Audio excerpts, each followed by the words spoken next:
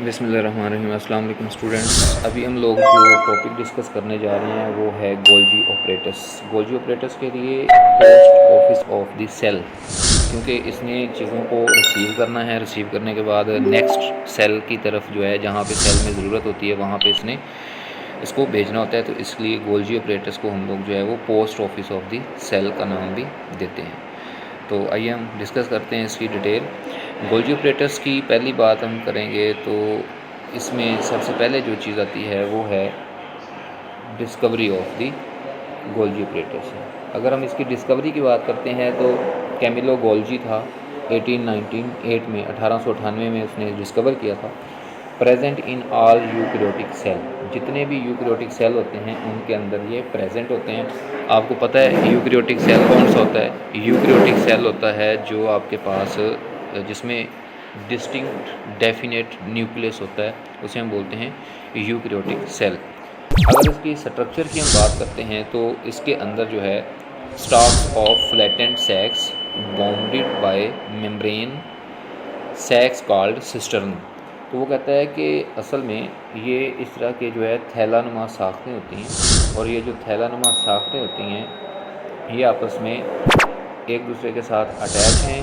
इन थैलियों को हम लोग सिस्टर्नी बोलते हैं, और जब काफ़ी सारी सिस्टर्नी आपस में मिल जाती हैं तो उसके रिज़ल्ट में आपके पास जो है वो गोल्जी ऑपरेटस बन जाता है या गोल्जी बॉडीज़ बन जाते हैं। इनके साथ छोटे छोटे जो हैं वो गोल्जी वेजिकल्स भी होते हैं। ये आप लोगों को नज़र आ रहे होंगे, ये वाले जो छोटे छोटे वेजिकल्स हैं, दीज आर गोल्जी वेजिकल्स। उसके बाद बात हम करते हैं complex network of interconnected tubules and stocks.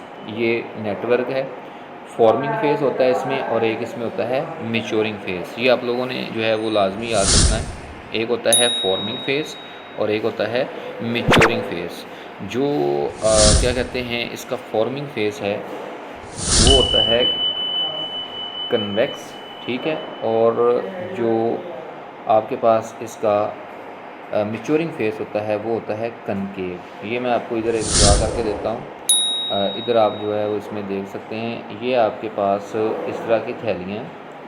अब यहाँ पर जो आपके पास फॉर्मिंग फेज़ है वो है ये वाला, और जो मैच्योरिंग फेज़ है वो है ये वाला, ठीक है। तो ये थैलियाँ हैं आपके पास। ये वाला जो इसका फेज़ है, ये वाला, ये मैच्योरिंग फेज़ है, क्या कहते हैं, फॉर्मिंग फेज़ है, और ये वाला दूसरी साइड का जो है वो मैच्योरिंग फेज़ होगा। अच्छा, इस तरह से जो है वो इनकी फॉर्मेशन हुई होती है। फॉर्मिंग फेज़ जो है वो कन्वेक्स है, और जो मैच्योरिंग फेज़ है वो कनकेव है। ये मैं बार बार बता रहा हूँ। कन्वेक्स कहते हैं उभरा हुआ हिस्सा, जैसे कि यहाँ पे हम बना लेते हैं। तो अब यहाँ पे ये वाला जो इसका हिस्सा है ये इसका फॉर्मिंग फेज़ है, और ये कन्वेक्स है, और ये वाला जो है इसका मैच्योरिंग फेज़ है, और ये है कनकेव। तो इस तरह से इसकी जो है मॉर्फोलॉजी है। फॉर्मेशन ऑफ सिस्टर्नी, अगर हम बात करते हैं सिस्टर्नी की फॉर्मेशन की, तो वो कहता है कि from vesicles derived from smooth endoplasmic reticulum. जो स्मूथ एंडोप्लाज्मिक रेटिकुलम होते हैं वहाँ से छोटे छोटे वेजिकल्स टूट के आते हैं, और इस तरह से वो इकट्ठे आपस में ज्वाइन होते जाते हैं, और इस तरह से गोल्जी बॉडीज़ बन जाते हैं। यहाँ पे मैं ड्रा करके दिखाता हूँ आप लोगों को। आप यहाँ पे देखें तो ये जो है वो एक सेल है, ये न्यूक्लियस है। यहाँ पे आपके पास जो है वो एंडोप्लाज्मिक रेटिकुलम है। यहाँ से छोटी छोटी थैलियाँ, छोटे छोटे वेजिकल्स टूट के आते हैं, और वो आपस में जुड़ते जाते हैं, और ये वाली जो चीज़ है आपके पास है कि गोल्जी बॉडीज़ बन जाती हैं, ठीक है। उसके बाद नेक्स्ट अगर हम चलते हैं तो cisternae move from outer to inner face. जो सिस्टर्नी होते हैं वो आउटर से इनर फेस की तरफ मूव करते हैं। Involve in the cell secretions. अब इनके फंक्शंस आ गए हैं। इनका काम क्या होता है? Protein produced by the ribosome, जो राइबोसोम प्रोटीन बनाते हैं उनको ये ट्रांसपोर्ट करते हैं। Release inside the rough endoplasmic reticulum में, release from smooth endoplasmic reticulum as a vesicle, converted to finish form by Golgi, sent to the destination, जहाँ पे इनकी ज़रूरत होती है वहाँ पे इनको भेज दिया जाता है। अब ये मैं डायग्राम है एक, वो आप लोगों से डिस्कस करूँगा, उसको आप लोगों ने गौर से देखना है, और ये आपके बुक में भी डायग्राम बनी हुई है। ये देखें आपके पास ये वाली जो डायग्राम है ना, इसके ऊपर आप थोड़ा सा गौर करें तो इस डायग्राम के अंदर ये है न्यूक्लियर मेम्ब्रेन, इसके साथ ये आपके पास एंडोप्लाज्मिक रेटिकुलम है। ये जो रफ एंडोप्लाज्मिक रेटिकुलम है, यहाँ से छोटे छोटे पैकेट जो है वो वेजिकल्स की फॉर्म में जो है वो बडिंग के थ्रू अलहदा हो जाते हैं और वो यहाँ पे आके जो है वो इकट्ठे होते जाते हैं। जैसे वो यहाँ पे इकट्ठे होते हैं तो यहाँ पे ये वाली थैलियाँ बन जाती हैं, इसको हम बोलते हैं गोल्जी बॉडीज़।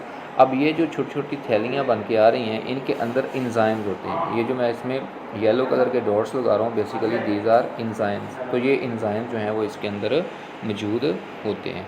तो इस तरह से जो है वो गोल्जी बॉडीज़ की फॉर्मेशन हो जाती है। इसके बाद नेक्स्ट चलते हैं गोल्जी ऑपरेटर्स की। अगर हम बात करते हैं तो इनके फंक्शंस हैं, glands produce lot of secretions. Example है पेंक्रियाज, ये हमारे डाइजेस्टिव सिस्टम का हिस्सा है पेंक्रियाज, और ये क्या काम करते हैं, ये सेक्रीशंस प्रोड्यूस करते हैं। Produces digestive enzymes release in the intestine, intestine के अंदर उस एंजाइम को जो है वो रिलीज़ करते हैं।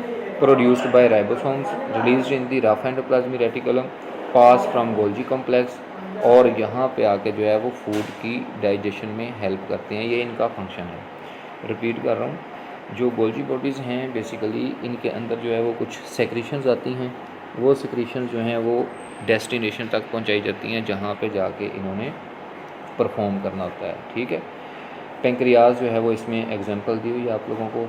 प्रोड्यूस क्या करता है, digestive enzyme release in the intestine, intestine में इसको रिलीज़ करता है। और ribosome produce by ribosome, ribosome क्योंकि प्रोटीन बनाते हैं तो ये एंजाइम भी प्रोटीन के होते हैं, तो वो यहाँ पे इनकी फॉर्मेशन होती है और फिर आगे जो है वो जहाँ पे ज़रूरत होती है वहाँ भेज दिया जाता है।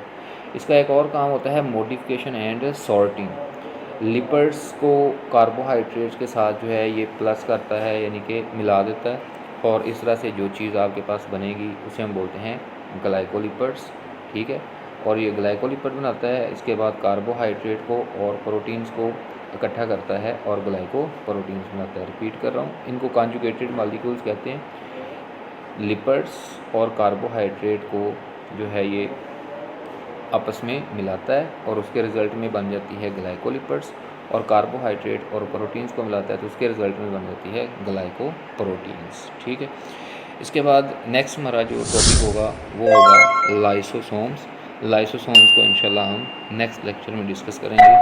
अभी तक के लिए इतना ही है। अगर कोई आपका क्वेश्चन हो आप लोग मुझे व्हाट्सएप पे और इसके अलावा कमेंट में पूछ सकते हैं। अल्लाह हाफिज़।